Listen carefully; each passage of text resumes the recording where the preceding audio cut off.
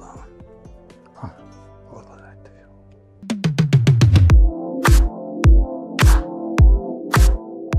Zdravo narode, dobro nam došli. U ove hladne dane svakako je poželjno da u svoj organizam unesemo i nešto povrća. Zato danas pravimo grašak s mesom. Za ovaj recept bit će nam potrebno 400 g graška. Mi smo odabrali teletinu, ovaj komad od 400 g i to teleća plečka, jedan crveni luk, jedan veći krompir i 3 čehna bijelog luka.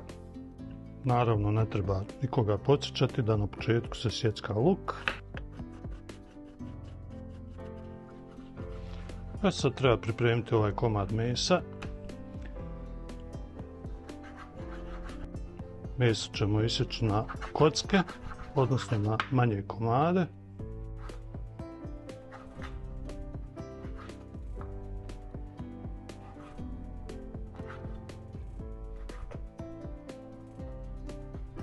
Na sitne komadiće isjeckamo i bijeli luk. I ovaj jedan veći krompir isjećemo također na komade manje.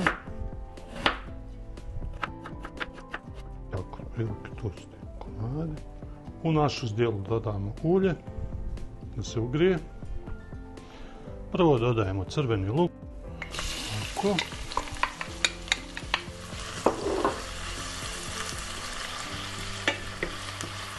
Tri čehna bijelog luka.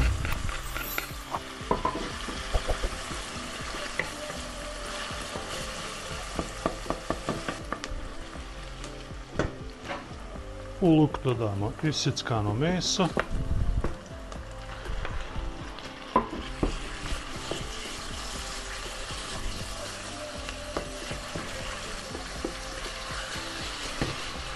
Dodamo isjeckan krompir.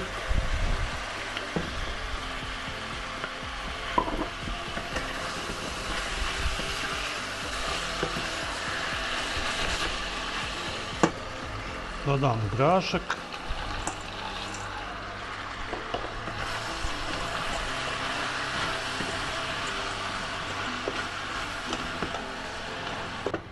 Dodajemo začine, sol, biber, jednu kašiku mješavine začina, ostalih, kašiku crvene mljene paprike,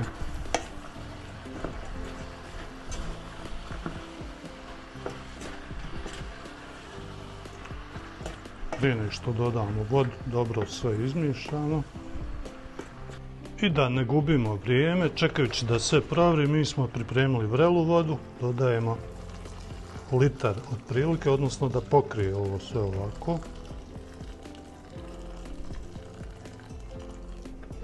Opet se malo lagano promiješamo.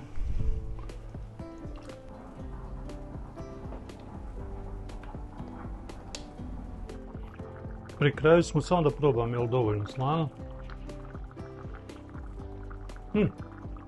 Super. Da provjerimo krompir je li gotov. Jeste. Sad na kraju treba dodati ovako jednu kašiku brašna. Dodamo vode.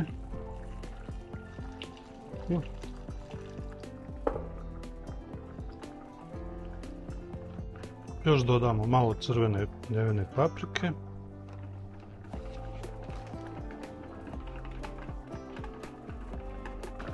Dodamo sad u grašak.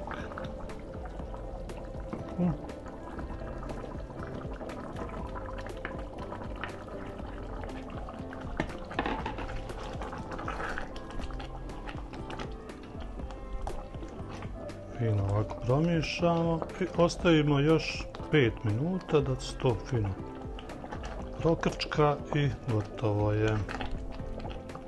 Pogledajte naš grašak sa finom teletinom, krompirom. Samo da to malo ovako pogledamo. Pogledajte. Ručak je spreman, serviramo ga.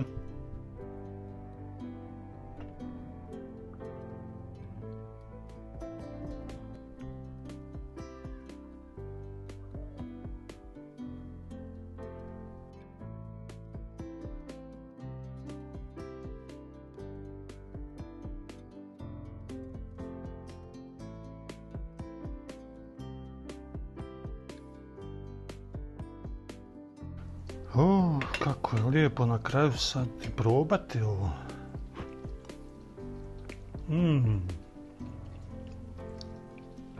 Fantastično, svako jelo na kašiku mora biti dobro, a isto tako fino i kad se malo umoči ovako hljeba.